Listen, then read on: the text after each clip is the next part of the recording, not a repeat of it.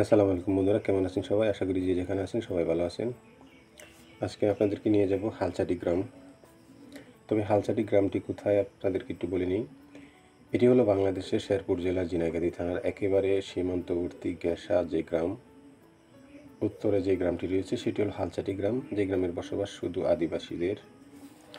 আমরা এখন রয়েছি ঝিনাইগাতি থানার নকশি গ্রাম।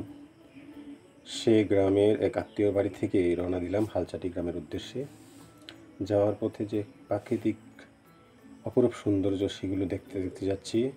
আপনারা হয়তো অনেকে এই রাস্তাটি চিনতে পেরেছেন, সেটি হলো ঝিনাইগাতির গজনি অবকাশ যেতে, অর্থাৎ বর্ডার যে রাস্তাটি, সেই রাস্তা দিয়ে যাচ্ছি সোজা উত্তর দিকে। আর উত্তর দিকেই রয়েছে সেই হালচাটি গ্রামটি। দেখেন, সকাল সকাল সকাল বের হলাম, আর সকালের পরিবেশটা অন্যরকম। পাখির কিচিরমিচির শব্দের সাথে সাথে এই বন জঙ্গলের ভিতরে সবুজ সমারোহের মধ্য দিয়ে এগুচ্ছি সামনের দিকে। আর এগিয়ে আমরা চলে যাব হালচাটি গ্রামে। এখন ভুলে নেই এখানে আসবেন কিভাবে। ঢাকা থেকে শেরপুরগামী কিংবা ঝিনাইগাতিগামী বেশ কয়েকটি বাস রয়েছে, সে বাস দিয়ে আসতে পারবেন। শেরপুর জেলার সবচাইতে ভালো গাড়ি হলো সোনার বাংলা, সে গাড়ি দিয়ে আপনারা আসতে পারবেন। শেরপুর থেকে ঝিনাইগাতি বাস কিংবা সিএনজিতে আসতে পারবেন। আর ঝিনাইগাতি থেকে অটোরিকশা করে ঠিক এই গ্রামে অথবা গজনি অবকাশে আসা যায়। তবে ভাড়ার ব্যাপারটা হলো আপনারা দর কষাকষি করে আসবেন, কারণ ফিক্সড ভাড়া নেই। হয়তো সোনার বাংলায় ফিক্সড ভাড়া রয়েছে, কিন্তু আপনারা দর কষাকষি করে আসলে খরচটা অনেক কম হবে। তবে ভিডিওটি শুরু করার আগে সবাইকে অনুরোধ করছি, যারা এখনও আমার এই চ্যানেলটি সাবস্ক্রাইব করেননি, দয়া করে সাবস্ক্রাইব করুন, লাইক করুন এবং কমেন্ট করুন, কারণ আপনাদের অনুপ্রেরণায় আমার এই চ্যানেলটি স্বাবলম্বী চ্যানেল হিসেবে করতে পারবো ইনশাল্লাহ। তবে চলুন হালচাটি গ্রামের উদ্দেশ্যে আমরা রওনা দিই। দেখতে পাচ্ছেন যে গজনি অবকাশ যেতে যে রাস্তাটি, সেখানে রয়েছি। দেখেন যে বালু ভর্তি এই ব্যাটারি চালিত যানগুলি কীভাবে বালু নিয়ে আসছে, কারণ সেখানে রয়েছে ইন্ডিয়া থেকে আসা ছোট্ট একটি নদী। আর আমরা যে জায়গা যাচ্ছি ইন্ডিয়া একেবারে কাছে, আর এদিক দিয়ে বয়ে আসছে একটি ছোট্ট পাহাড়ি নদী, যে নদী থেকে এখানকার লোকজন বালি এবং পাথর সংগ্রহ করে থাকে। আর যে জায়গা দিয়ে যাচ্ছি এখানে রয়েছে শুধু এই মাটিগুলিতে বালি আর পাথর, কারণ পাহাড়ি এলাকা। আমরা যে এলাকাটি গারো পাহাড় নামে চিনে থাকি, সেটি হলো এই এলাকাগুলির মধ্যে আরেকটি। এই যে আমার ভ্রমণ গাইড যে আমাকে হেল্প করছে, সে আমার ছোটো ভাই, সে এখানকার স্থায়ী বাসিন্দা। ওদের বাড়িতে রাত্রে ছিলাম, এখন সে আমাকে এই হালচাটি গ্রামটি দেখার উদ্দেশ্যে নিয়ে বের হলো। সকাল 7টা বাজে, আর হাঁটতে হাঁটতে আমরা চলে যাচ্ছি হালচাটি গ্রামের খুব কাছাকাছি। দেখেন পাহাড়ি আঁকা বাঁকা চিপা চাপা রাস্তা, দেখতে অসাধারণ। আপনারা আমার সাথে আসুন, দেখতে থাকুন।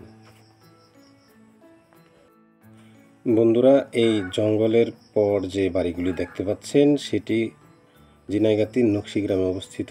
আর এখান থেকেই শুরু হয়েছে আদিবাসীদের বসবাস, এখানে তাদের বাড়িঘর।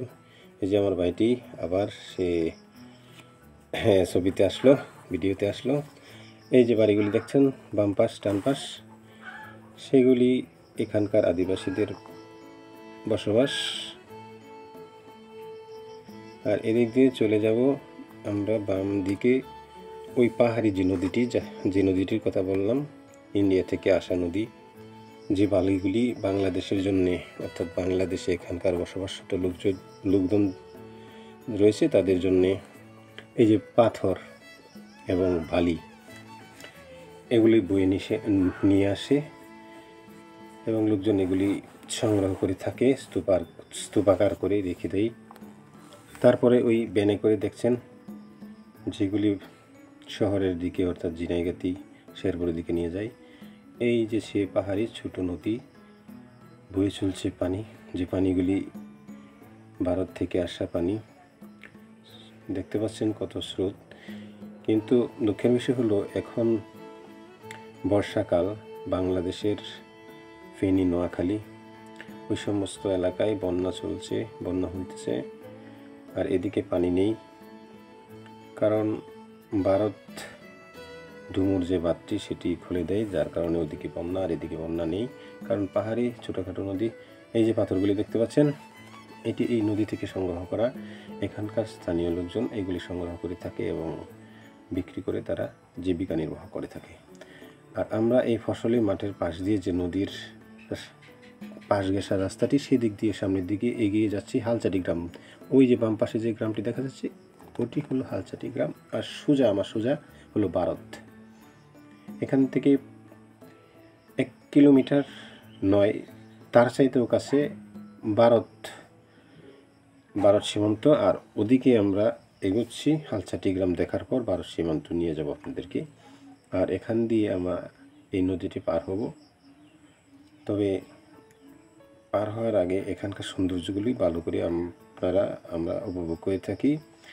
বন্ধুরা, আমার আজকের এই ভিডিওতে আর নয়, সবাইকে অনুরোধ করছি আমার পরবর্তী ভিডিওটি দেখবেন, পাশে থাকবেন, লাইক কমেন্ট করবেন, এবং যারা এখনও আমার এই চ্যানেলটি সাবস্ক্রাইব করেননি প্লিজ সাবস্ক্রাইব করুন, লাইক করুন এবং কমেন্ট করুন।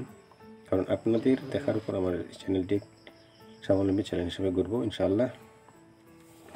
ভালো থাকবেন।